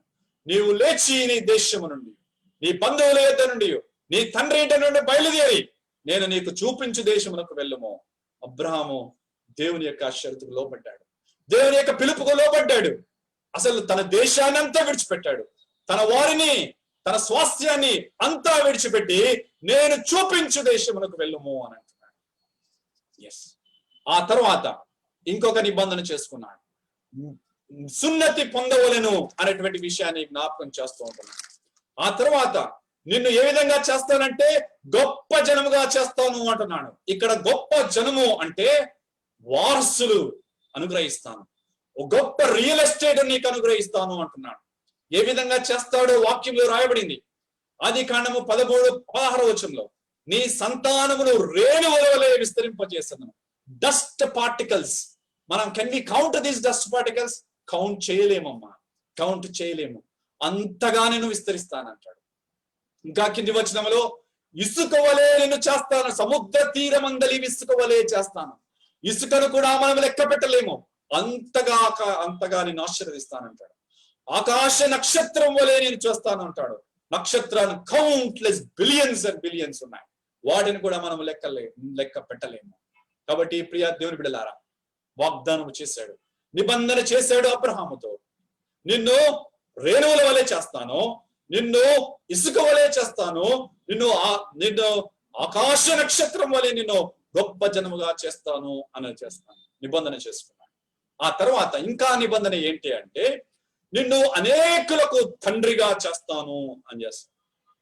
తర్వాత నీలో నుండి రాజులు వచ్చెదరు అని నిబంధన చేశాడు. ఆ తర్వాత నీ కుటుంబంలో నుంచి మెస్సయ్య రాబోతున్నాడు అని నిబంధన చేశాడు. ఆ తర్వాత నీ గర్భవాసమున పుట్టబోచిన వాడు నీకు వారసుడగు అని దేవుడు నిబంధన చేశాడు. ప్రియా దేవుని బిడ్డలారా, ఆ తర్వాత ఇంకో నిబంధన,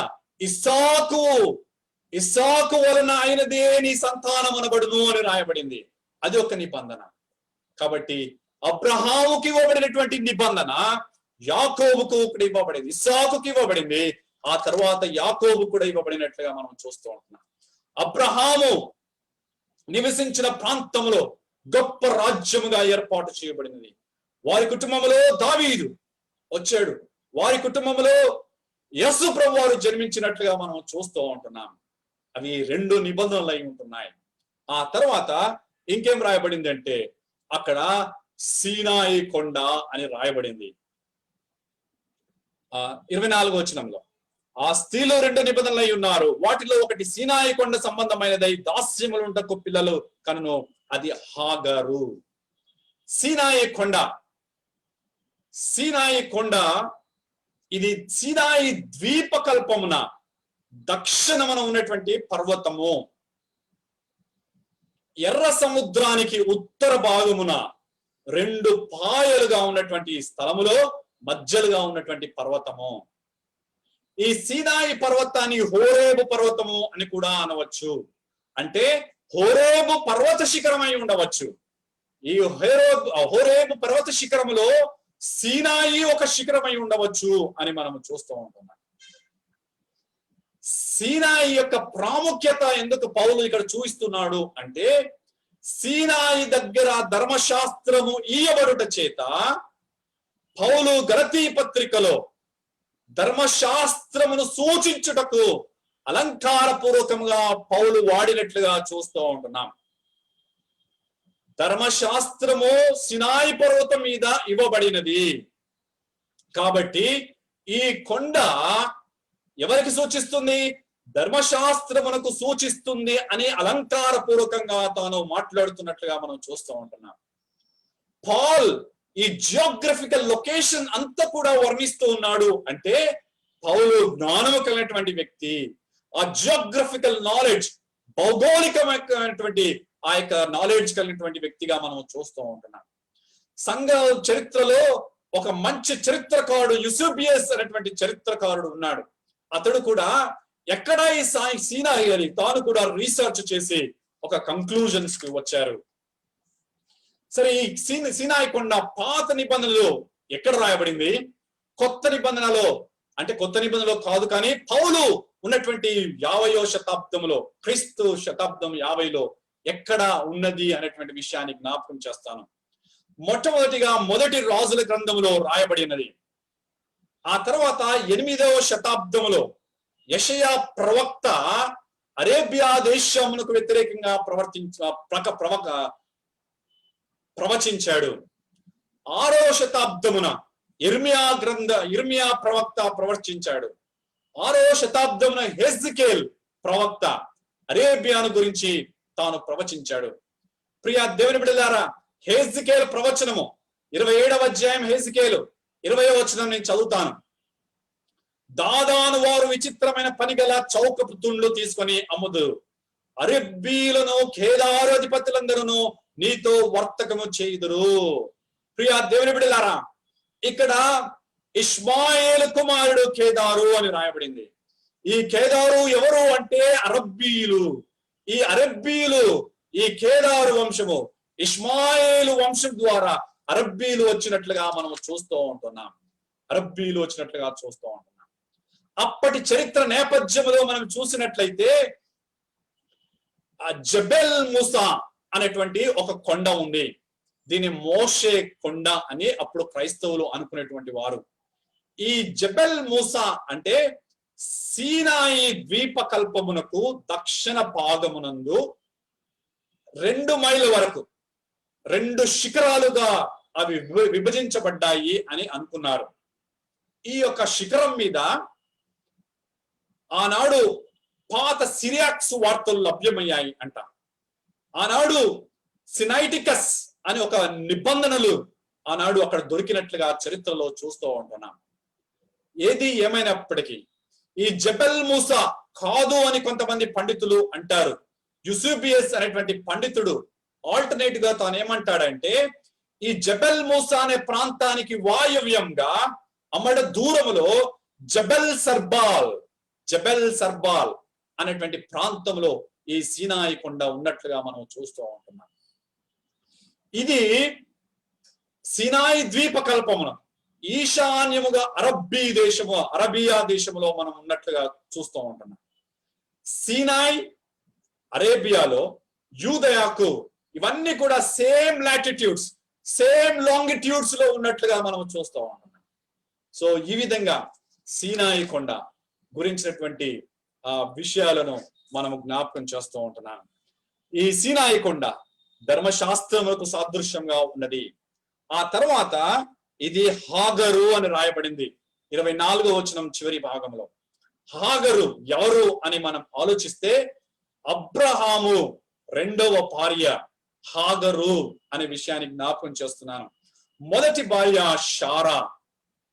దేవుడు రక్షణ ప్రణాళిక ఎట్లా ఉంచాడు అంటే, ఆనాడు ఆదాము అవ్వ పాపము చేస్తే దేవుడు వారికి చర్మపు చక్కాయలను తొలగించినట్లుగా చూస్తూ ఉంటున్నాం. దేవుని యొక్క కృపతో తాను ప్రారంభించాడు. కానీ ఆ తర్వాత దేవుడు అప్పుడు వారికి ధర్మశాస్త్రాన్ని ఇవ్వలేదు. దేవుడు వారికి ఎలాంటి నియమ నిబంధనలు పెట్టలేదు. God's grace was existing in those days. దేవుని యొక్క కృప ఉన్నది. అందుకోసమే చర్మపు చొక్కాయలను వారికి తొలగించినట్లుగా మనం చూస్తూ ఉంటున్నాం. ఆనాడు దేవుడు వారికి వాగ్దానం చేస్తాడు, మరియు నీకును నీ స్త్రీకి నీ సంతానమునకును ఆమె సంతానమునకు వైరము కలుగజేసేదను అని దేవుడు తెలియచేస్తున్నట్లుగా మనం చూస్తూ ఉంటాం. ప్రియ దేవుని బిడ్డలారా, ఇశ్రాయేలుతో దేవుడు కృప ద్వారానే సంబంధం కలిగి ఉన్నాడు అనే విషయాన్ని జ్ఞాపకం చేస్తున్నాం. అబ్రహాము నిబంధన కృప ద్వారానే. ఆ కృప ద్వారానే దేవుడు ఇశ్రాయేలును ఐగుప్తు ప్రాంతంలో నుంచి విడిపించినట్లుగా మనం చూస్తూ ఉంటాం. అదే విధంగా అబ్రహాముకు ఏ విధంగా హాగరు ఇవ్వబడిందో అదే విధంగా ధర్మశాస్త్రము ఇవ్వబడినట్లుగా మనం చూస్తూ ఉంటాం. హాగరు తన కర్తవ్యాన్ని తాత్కాలికంగా నిర్వర్తించింది. అదే విధంగా ధర్మశాస్త్రము కూడా తన పనిని తాత్కాలికంగా నిర్వర్తించిన తర్వాత, అందుకోసం ఈ గలతీయుల పత్రిక రాస్తాడు, అయితే విశ్వాసము వెల్లడి ఆయన గనుక ఇక బాల శిక్షణ క్రింద మనము ఉండము. సో హాగర్ ఆమె దాసి అని రాయబడింది. She was a bond made, A bond women. ఆమె స్వతంత్రురాలు కాదు, షారా స్వతంత్రురాలు. హాగరు దాసి. అబ్రహాము వివాహము చేసుకున్న ఆమె దాసిగానే పిలువబడుతూ ఉంటుంది, దాసిగానే పిలువబడుతుంది. కాబట్టి ఈ ధర్మశాస్త్రము మనం క్రీస్తు యొద్దకు నడిపిస్తుంది. కానీ ధర్మశాస్త్రం మనకు తల్లి కాదు, శారానే మనకు తల్లి అనే విషయాన్ని మనం చూస్తూ ఉంటున్నాం. ఆ తర్వాత ఈ హాగరు పిల్లలు కనడానికి వీలు లేదు, కానీ ఆమె ఏం చేసిందంటే ఆ వివాహము చేసుకోవడం ద్వారా దేవుని చిత్తానికి వ్యతిరేకంగా అబ్రహాము శారా వెళ్ళినట్లుగా మనం చూస్తూ ఉంటున్నాం. అబ్రహాము శారా యొక్క అపనమ్మకము, అబ్రహాము శారా యొక్క అవిశ్వాసము, అబ్రహాము శారా యొక్క అసహనం వల్ల ఈ యొక్క హాగరు ద్వారా సంతానము ఇవ్వబడినట్లుగా మనం చూస్తూ ఉంటున్నాం. ప్రియా దేవుని బిడ్డలారా, ఏ విధంగా అయితే హాగరు తాత్కాలికమో ధర్మశాస్త్రము కూడా తాత్కాలికము, ఏ విధంగా అబ్రహాముకు ఈ హాగరు ఇవ్వబడిందో అదే విధంగా ధర్మశాస్త్రము ఇవ్వబడింది. ఈ ధర్మశాస్త్రము జీవాన్ని ఇవ్వలేదు, ఈ ధర్మశాస్త్రం మన నీతిమంతులుగా తీర్చలేదు, ఈ ధర్మశాస్త్రం మనకు ఆత్మని ఇవ్వలేదు, ఈ ధర్మశాస్త్రం మనకు స్వాస్థ్యం ఇవ్వలేదు. ప్రియా దేవుని బిడ్డలారా, అబ్రహాముకు స్వాస్థ్యముగా ఎవరు జన్మించారు అంటే ఇస్సాకు జన్మించాడు. ఇష్మాయేలు అబ్రహాము స్వాస్థ్యములో, ఇస్సాకు స్వాస్థ్యములో, ఆ వారసత్వంలో పాలిభాగము లేదు అనే విషయాన్ని జ్ఞాపకం చేస్తూ ఉంటున్నాను. ఈనాడు జుడైజర్స్ ఏం చేస్తున్నారు అంటే ఈ యొక్క హాగర్ను తల్లిగా తయారు చేస్తున్నారు, హాగర్ని తిరిగి మనలో కలుపుతున్నట్లుగా మనం చూస్తూ ఉంటున్నాం. ప్రియా దేవుని బిడ్డలారా, హాగర్ ఒక దాసునికే ఆమె జన్మనిచ్చినట్లుగా చూస్తాం. శరీరమును బట్టి శరీర క్రియ ద్వారా జన్మించాడు ఈ యొక్క హాగర్కి కుమారుడు ఇష్మాయేలు. అతడి గురించి ఏం రాయబడింది అంటే అతడు అడవి గాడిద వంటి మనుషుడు. ఇష్మాయేలు ఎవరు కూడా అదుపు చేయలేకపోయారు. ఈవెన్ అతని తల్లి అయినటువంటి హాగరు కూడా ఎవరిని, ఆ కుమారుణ్ణి అదుపు చేయలేకపోయింది. ప్రియా దేవుని బిడ్డలారా, ఈ పాపపు క్రియలు మనను అదుపు చేయలేవమ్మా. ఈ యొక్క పాపపు క్రియలు మనం కంట్రోల్లో పెట్టుకోవాలి అని దేవుడు కోరుకుంటున్నాడు. ప్రియా దేవుని బిడ్డలారా, శరీర క్రియలు మనం బానిసలు కాకుండా మనం జయించేటువంటి వారముగా మనం ఉండాలి. ఆనాడు వారైతే లొంగిపోయారు, అబ్రహాము వారి యొక్క అవిశ్వాసాన్ని బట్టి శారా ఇద్దరు కూడా పాపపు క్రియలకు లొంగిపోయారు. ఈనాడు నేను కూడా మన శరీర క్రియలకు లొంగిపోకుండా వాటిని జయించేటువంటి వారముగా మనం ఉండాలి. నీవు ఆ హాగరు వెంబడిస్తే నీవు దాస్యమునకు లోనవుతావు.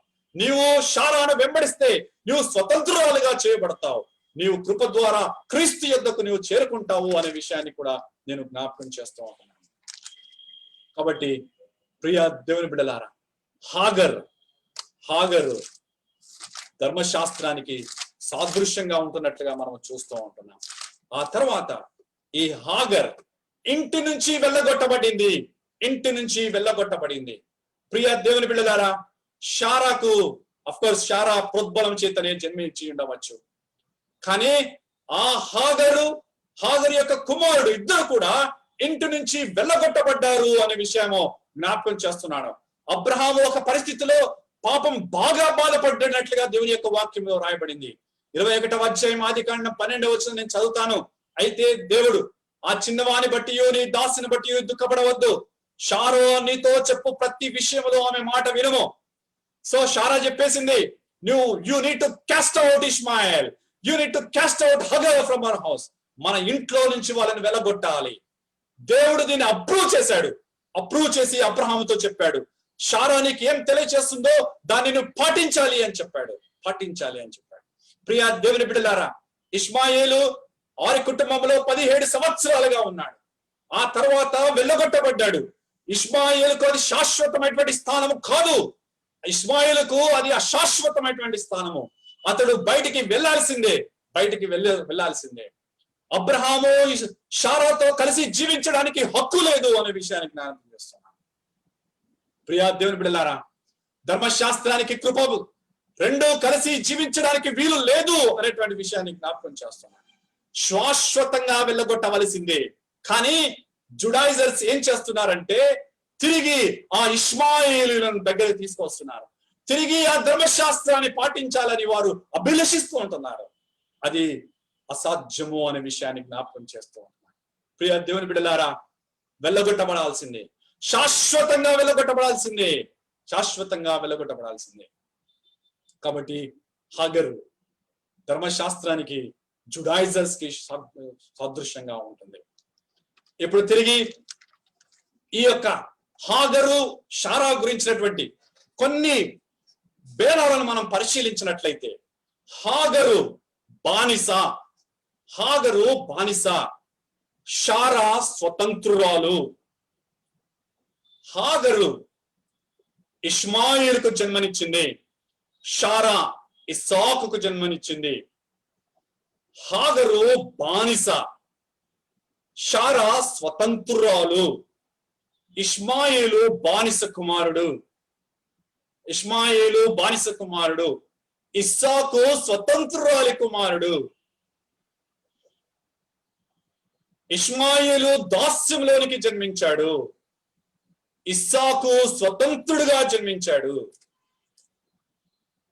ఇష్మాయేలు శరీర కార్యములు బట్టి తాను జన్మించాడు, ఇతడు మాత్రము ఇస్సాకు వాగ్దానమును బట్టి జన్మించాడు. ఇష్మాయేలు సొంత కార్యముల చేత జన్మించాడు, ఇస్సాకు దేవుని యొక్క వాగ్దానము చేత జన్మించాడు. ఇష్మాయేలు స్వయం సామర్థ్యముతో జన్మించాడు, ఇస్సాకు విశ్వాసము ద్వారా జన్మించాడు. నీతి క్రియల ద్వారా జన్మించాడు, కానీ ఆపాదించినటువంటి నీతి ద్వారా మనము ఈ లోకంలో జీవిస్తూ ఉంటున్నాం. ఇది ఈ యొక్క హాగరు మనం ఎక్కడ తీసుకెళ్తుందంటే లీగలిజానికి తీసుకెళ్తూ ఉంటుంది, జుడైజర్స్ మారిగా మనం వెళ్ళిపోతూ ఉంటున్నాం. కానీ ఈ షారా మనను కృపకు దారి తీస్తూ ఉంటుంది. ఈ యొక్క హాగరు ఇష్మాయిల్కు జన్మనివ్వడము, ఆ జన్మ సహజనమైన జన్మకు గుర్తుగా ఉంటుంది. కానీ ఇస్సాకు జన్మ ఆత్మీయ జన్మకు సాదృశ్యంగా ఉంటుంది. ఈ యొక్క హాగరు తమ సొంత పనుల మీద ఆధారపడ్డం, షారా దేవుని మీద అబ్రహాము దేవుని మీద ఆధారపడ్డం. అది మోషే నిబంధన, ఇది అబ్రహాముతో దేవుడు చేసిన నిబంధన. ఇది ధర్మశాస్త్రానికి సంబంధించిన, హాగరు ధర్మశాస్త్రానికి సంబంధించినటువంటి ప్రతినిధి, షారా కృపకు సంబంధించినటువంటి ప్రతినిధి. ప్రస్తుత యెరూషలేమునకు ప్రాతినిధ్యం వహిస్తుంది ఈ యొక్క షారా. పైనున్న యెరూషలేమునకు ప్రాతినిధ్యం వహిస్తుంది ఎవరు అంటే షారా. బానిసత్వానికి దారి తీస్తుంది హాగరు, స్వాతంత్రానికి దారి తీస్తుంది. ఇక్కడ నిత్య మరణం ఉంటుంది, అక్కడ నిత్య జీవితం ఉంటుంది. ఇది భూలోక సంబంధమైన యెరూషలేము నుండి వచ్చినది, పరలోక సంబంధమైన యెరూషలేము నుండి వచ్చినది. హాగరు కుమారులు మనను హింసిస్తారు, అబ్రహాము యొక్క వారసులు హింసించబడతారు. హాగరు వల్ల వారసత్వం ఏమీ రాలేదు, అబ్రహాము వల్ల వారసత్వము వచ్చింది. ధర్మశాస్త్రం ఆచరిస్తే సంబంధం ఏర్పడుతుంది, కానీ దేవుని మీద ఆధారపడితే సంబంధం ఏర్పడుతుంది అనే విషయాన్ని జ్ఞాపకం చేస్తూ ఉంటున్నాను. హాగరు వెళ్ళగొట్టబడింది, హాగరు కుమారుడు వెళ్ళగొట్టబడ్డారు. కానీ షారా, వారి కుమారులు ఇస్సాకు, వారంతా కూడా ఏమయ్యారంటే వారసులైనట్లుగా మనం చూస్తూ ఉంటున్నాం. వారసులయ్యారు. 25వ వచనం, తిరిగి 26వ వచనం చూద్దాం.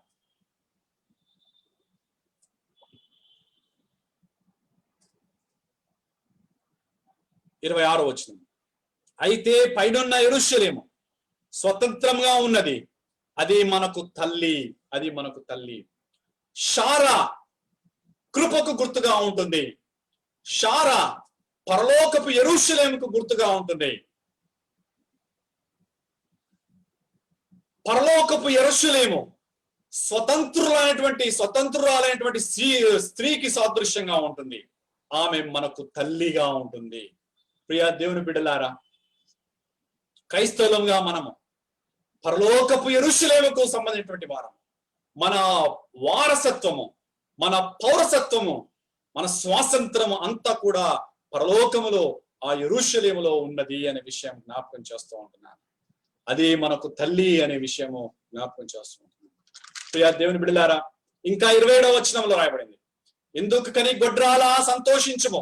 27వ వచనము ఇది యెషయా గ్రంథము 51వ అధ్యాయం 1వ వచనం నుంచి తీసుకొనబడ్డది. ఇక్కడ ఇద్దరు స్త్రీల గురించి రాయబడింది. ఈ ఇద్దరు స్త్రీలు ఎవరు అంటే షారా హాగర్ కాదు, ఒకరు గొడ్రాలు, ఇంకొకరు పిల్లలు కలిగినటువంటి స్త్రీ అనే విషయం జ్ఞాపకం చేస్తున్నాను. ఇక్కడ యూదులు బబులోను చెరలో ఉంటున్నారు. దేవుడు వారిని శిక్షిస్తున్నట్లుగా మనం చూస్తూ ఉంటున్నాం. దేవుడు వారికి ఇచ్చినటువంటి శిక్షను బట్టి దేవుడు ఇష్టపడుతున్నట్లుగా మనం చూస్తూ ఉంటున్నాం. అందుకోసమే తన భర్త చేత విడవబడిన గొడ్రాలైన స్త్రీతో పోల్చుతూ ఉంటున్నాడు. భవిష్యత్తులో ఏమవుతుంది? వారి తల్లికి గతం కంటే ఎక్కువ పిల్లలు కలుగుతారు. యూదుల పౌలు యొక్క ఉద్దేశము ఏంటి అంటే క్రైస్తవ సంఘము విస్తరిస్తూ ఉంటుంది. యూదులు క్రైస్తవులుగా మారినటువంటి వారు ఎక్కువ అవుతారు. అన్యులుగా ఉన్నటువంటి వారు క్రైస్తవులు విశ్వాసము స్వీకరించి విస్తరిస్తారు అని తెలియజేయడానికి ఈ 4వ అధ్యాయం 27వ వచనము రాయబడినట్లుగా మనం చూస్తూ ఉంటున్నాం. చివరిగా పర్సనల్ అప్లికేషన్, వ్యక్తిగత అన్వయము 28వ వచనములో, సహోదరులారా మనమును ఇస్సాకు వలె వాగ్దానం బట్టి పుట్టిన కుమారులమై ఉన్నాము. అబ్రహాముకు వాగ్దానము బట్టి పుట్టినటువంటి కుమారుడు ఐజక్, ఇస్సాకు. ఈ అబ్రహాము దేవుని మీద విశ్వాసం ఉంచడం ద్వారా జన్మించినటువంటి వ్యక్తి. అబ్రహాముతో మనము స్వాస్థ్యము పొందినటువంటి వారం.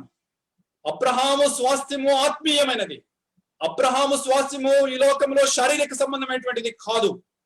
మనము కూడా శరీర ప్రకారము జన్మించినటువంటి వారము కాదు, ఆత్మీయంగా జన్మించినటువంటి సూపర్ నేచర్ ద్వారా మనం జన్మించిన వారము అనే విషయాన్ని జ్ఞాపకం చేస్తూ ఉంటున్నాను. ఇస్సాకు మాదిరిగా మనము కూడా చూడబడతాము. అంటే ఇస్సాకు ఇష్మాయిలు దృష్టిలో హింసించాడు, నీవు నేను భవిష్యత్తులో కూడా హింసించబడతాము అనే విషయాన్ని జ్ఞాపకం చేస్తున్నాను. ఆ తర్వాత అబ్రహాం తన కుమారుని ఉన్నతంగా తాను చూశాడు. అదే విధంగా దేవుడు నిన్ను నన్ను ఉన్నతంగా చూడాలని ఇష్టపడుతూ ఉంటున్నాడు. ఆ 29వ వచనంలో అక్కడ అప్పుడు శరీరమును బట్టి పుట్టినవాడు ఆత్మను బట్టి పుట్టిన వాడిని ఎలాగ హింస పెట్టునో ఇప్పుడునో అలాగే జరుగుతున్నది. ఈ యొక్క ఇష్మాయేలీయులు ఇస్సాకు వారిని హింస పెట్టుచున్నారు. లీగలిస్ట్, ఈ జుడాయిజర్స్ అదే పని చేస్తూ ఉంటున్నారు. విశ్వాసులను హింసిస్తూ ఉంటున్నారు. ఇష్మాయేలు ఇస్సాకును అవహేళన చేశాడు, ఎగతాళి చేశాడు, హింసించాడు. సంఘ చరిత్రలో యేసు ప్రభు వారు హింసించారు. సద్దూకైలు, పరిసయ్యులు, మత నాయకులు హింసించారు. పౌలును ఆనాడు జుడాయిజర్స్ హింసించారు. ఆనాడు ఉన్నటువంటి పరిసయ్యులు హింసించారు. సంఘ చరిత్రలో మార్టిన్ లూథర్, కాల్విన్, గొప్ప గొప్ప భక్తులు కూడా హింసించబడ్డారు. చరిత్రలో క్రైస్తవ బోధకులు, విశ్వాసులు, నాయకులు హింసించబడినట్లుగా మనం చూస్తూ ఉంటున్నాం. ప్రియా దేవుని బిడ్డలారా, ఈనాడు చరిత్రలో మనం చూసినట్లయితే హాగరు సంతానానికి, ఇష్మాయేలు సంతానానికి ఎప్పటికి కూడా వారు వైరం ఉన్నది. ఇప్పటికీ మనకు అరబ్ కంట్రీస్ తో వైరము ఉన్నది అనే విషయాన్ని జ్ఞాపకం చేస్తూ ఉంటున్నాను. ఎందుకోసమో తెలుసా? ఇస్సాకు ఇష్మాయేలుకి ఎవరు అంటే హాఫ్ బ్రదర్ అంటే ఒకటే తండ్రి, తల్లులు మాత్రము డిఫరెంట్. మనను హింసించేవారు ఎవరో కాదు, మనం హింసించేవారు మన విశ్వాసులుగా పిలువబడే అవిశ్వాసులు. మమ్మల్ని హింసించేవారు మనతోనే ఉండేటువంటి వారు, మనల్ని హింసించేటువంటి వారు నామకార్థంగా జీవించేటువంటి వారు అని జ్ఞాపకం చేసుకోవాలి. యేసు ప్రభువుని కూడా ఎవరు హింసించారు? సొంత ప్రజలే హింసించారు. సొంత దేశమే ద్వేషించింది. సొంత ప్రజలే, సొంత దేశస్థులే ఆయనను సిలువ వేశారు, ఆయనను వ్యతిరేకించారు, ఆయన ఎగతాళి చేశారు, ఆయన ఖండించారు, ఆయనను తిరస్కరించినట్లుగా మనం చూస్తూ ఉంటున్నాం. పౌలు కూడా యూదులు తిరస్కరించారు, సంఘము తిరస్కరించింది, అతను కూడా హింసించబడ్డాడు. ప్రియా దేవుని బిడ్డలారా, మనము కూడా ఈ లోకంలో జీవిస్తున్నప్పుడు పర్సిక్యూషన్స్ ఎదుర్కొంటాం. వాటిని జయించేటువంటి వారముగా మనం ఈ లోకంలో జీవించాలి. చివరి వచనము, ఇందుని గురించి లేఖనం ఏమి చెప్పుచున్నది? దాసిని దాని కుమారుని వెళ్ళగొట్టుము, దాసి కుమారుడు స్వతంత్రాలి కుమారునితో పాటు వారసుడై ఉండడు. 31వ వచనం, కాగా సహోదరులారా, మనం స్వతంత్రాలి కుమారులమే కానీ దాసి కుమారులము కాదు. ఇందుని గూర్చి లేఖనం ఏమి చెప్పుచున్నది? లేఖనానికి జ్ఞాపకం చేస్తున్నాడు. ఏంటి లేఖనము అంటే ఆది కాండము 21వ అధ్యాయం 10వ వచనము, ఈ దాసిని దీని కుమారుని వెళ్ళగొట్టుము. నువ్వు వెళ్ళగొట్టాల్సిందే. హాగరు కుమారుని ఇంట్లో నుంచి వెళ్ళగొట్టాలి. ప్రియ దేవుని బిడ్డలారా, ఇస్సాకు మాత్రమే కుమారుడుగా పిలువబడ్డాడు. ఇస్సాకు మాత్రమే అబ్రహాంకు వారసుడుగా అయ్యాడు. కాబట్టి నీవు నేను కూడా దేవునికి నిజమైనటువంటి వారసులుగా, ఆత్మీయమైనటువంటి వారసులుగా మనం ఉంటున్నాం. కాబట్టి ప్రియ దేవుని బిడ్డలారా, లా అండ్ గ్రేస్ ఎప్పుడు కలిసి ఉండవండి. Law and grace will never be together. అవి ఎప్పుడు కూడా కలిసి ఉండవు. కాబట్టి లా అబ్జర్వ్ చేసేటువంటి వారికి వారసత్వము ఉండదు. అంటే జుడాయిజర్స్ కి వారసత్వము ఉండదు, లీగలిస్టులకి వారసత్వము ఉండదు. కానీ కేవలం ఆత్మీయమైనటువంటి వారసత్వము నీవు నేను పొందుకున్నాము యేసు ప్రభు ద్వారా. ఆయన విశ్వాసం ఉంచడం ద్వారా ఆ వారసత్వాన్ని పొందినాము అనే విషయాన్ని జ్ఞాపకం చేస్తుంటున్నాను. కాబట్టి ప్రియ దేవుని బిడ్డలారా, దేవుని యొక్క వాక్యంలో అబ్రహాము, షారా, హాగరు, ఇష్మాయేలు, ఇస్సాకు, ఈ 5 క్యారెక్టర్స్ ద్వారా ఈ ప్యాసేజ్ లో అనేకమైనటువంటి సత్యాలు దేవుడు మనకు బోధించాడు. మనమంతా కూడా అబ్రహామునకు ఆత్మీయ వారసులంగా మనం జీవిస్తూ ఉంటున్నాం. తలను వంచినట్లయితే ప్రార్థన చేసుకుందాం. మహాదేవ, మహోన్నతుడా, నీకు వందనాలు. నీ వాక్యం ద్వారా నాతో, మా అందరి జీవితాలతో నువ్వు మాట్లాడావు ప్రభా, నీకు వందనాలు. లీగలిస్ట్, జుడైజర్స్ వారి యొక్క వాదాన్ని పౌలు ధర్మశాస్త్రము నుండి తాను తిప్పికొట్టినట్లుగా మేము చూస్తూ ఉంటున్నాం. మాకు ఆత్మీయ వారసత్వాన్ని ఇచ్చావు ప్రభా. ఈ లోకములో మేము శారీరక క్రియలను మేము జయించి ఆత్మీయ వారసులుగా ఈ లోకంలో జీవించడానికి సహాయం చేయండి ప్రభా. తండ్రి, మేము కృప ద్వారానే రక్షించబడ్డాం, కృప ద్వారానే మీకు వారసులయ్యాం ప్రభా. ఎందుకు అన్యులుగా జీవించినటువంటి వారము ప్రభా. నీ ప్రేమ, నీ కృప చేత కుమారులు అని పిలువడానికి అర్హతను మాకు అనుగ్రహించావు ప్రభా. నీకు వందనాలు తెలియజేస్తూ, నువ్వు నాతో, మా అందరితో నువ్వు మాట్లాడినందుకు నీకు వందనాలు తెలియజేస్తూ యేసునామమున ప్రార్థించి వేడుకొంచున్నాం తండ్రి. ఆమేన్.